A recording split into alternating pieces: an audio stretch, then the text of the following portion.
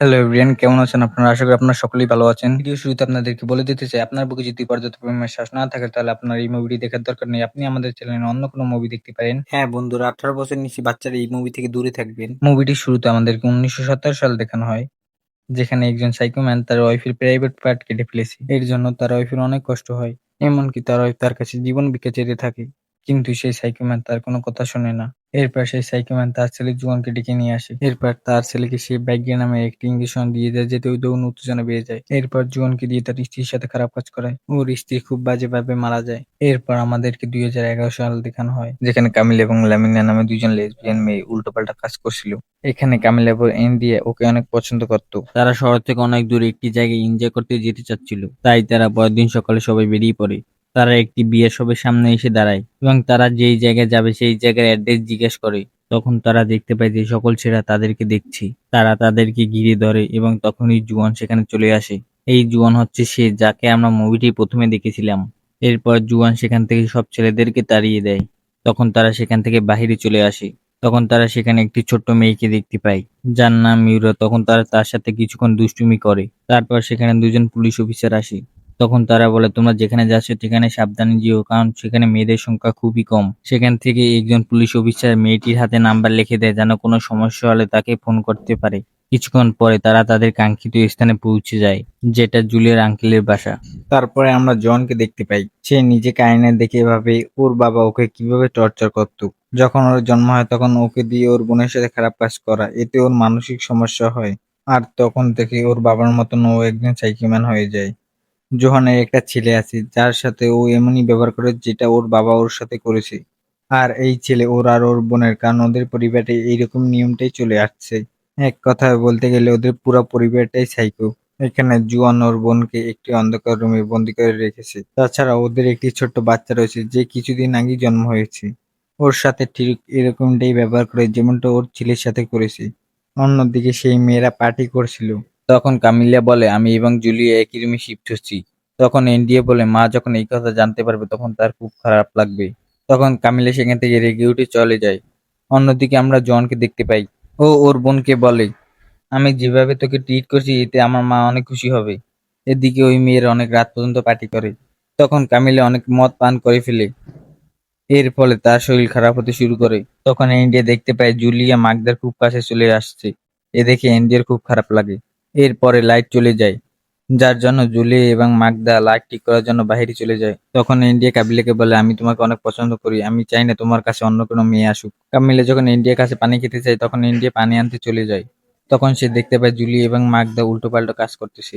কিছুক্ষণ পর ফিউজ ঠিক হয়ে গেলে তারা আবার বাসায় চলে আসে। তখন সেখানে জুলিয়া তার গায়ের সব কাপড় খুলে নাচতে শুরু করে। জোয়ানের ছেলে কুকুরের মতন ব্যবহার করছিল, সে কুকুরের মতন ডাকতে ডাকতে তার বোনের কাছে যাচ্ছিল।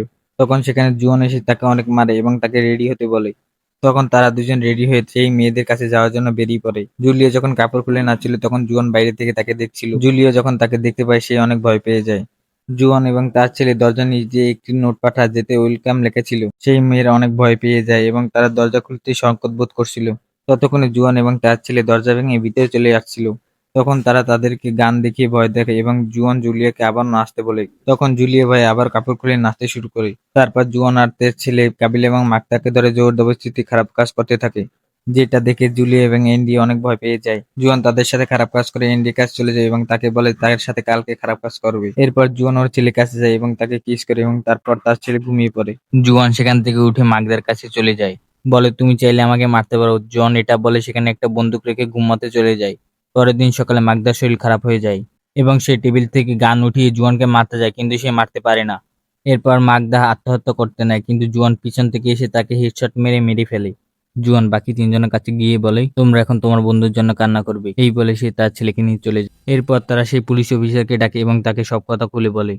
তারা বুঝতে পারে যে এই কাজ জুয়ান করেছে। এই এলাকায় শুধু তারা দুজনেই রয়েছে যারা এই কাজ করতে পারে। সেই পুলিশ অফিসার বলে, জুয়ান খুব ভয়ঙ্কর লোক, তার সাথে আমাদের পাঙ্গা নেওয়া উচিত হবে না, কিন্তু পেদ্রো মানতে চায় না। জুয়ান সেই দোকানের সামনে ছোট মেয়েটিকে কিডন্যাপ করে। মেয়েটি বাবা খুঁজতে খুঁজতে সেই পুলিশের গাড়ির সামনে এসে পড়ে। পুলিশ জুয়ানকে ধরতে সেই দোকানের ভিতরে চলে যায়। তারা দেখতে পায় জুয়ান টেবিলে বসে আছে। জুয়ান সব পুলিশকে মেরে ফেলে এবং সেই মেয়েটিকে নিয়ে বাইরে চলে আসে। বাকি তিনজন মেয়ে যেই পুলিশ অফিসারের গাড়িতে ছিল সেই গাড়ির উপরে একটি কাটা মাথা রাখে। মেয়েগুলো অনেক ভয় পেয়ে যায়।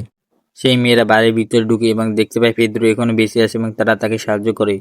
তারা চারজন জুয়ানকে মারতে জুয়ানের আড্ডায় চলে যায়। জুয়ান তার বোনকে ছেড়ে দেয় এবং বলে, আমি তোমার জন্য একটি মেয়ে নিয়ে এসেছি জানে তুমি মা হতে পারো।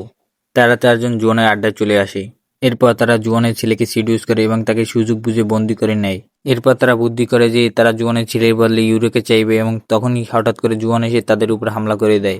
জুয়ান তখন সেখানে এসে তার ছেলেকে চায় এবং সেখানে হঠাৎ করে গ্যাস ছেড়ে দেয় এবং রুমে এসে গুলি চালাতে শুরু করে এবং সেই গুলি পেদ্রোর গায়ে গিয়ে লাগে। এতে পেদ্রো মারা যায়। এই দেখে বাকি তিনজন মেয়েরা পালাতে শুরু করে। এরপর জুয়ানের ছেলের জ্ঞান ফিরে আসে এবং সে এই মেয়েদের উপর হামলা করে। এরপর এন্ডির কাছে একটি ইট চলে আসে এবং সে সেই ইট দিয়ে জুয়ানের ছেলের প্রাইভেট পার্ট নষ্ট করে দেয়। এরপর জুয়ানের ছেলে সেখানেই মারা যায়।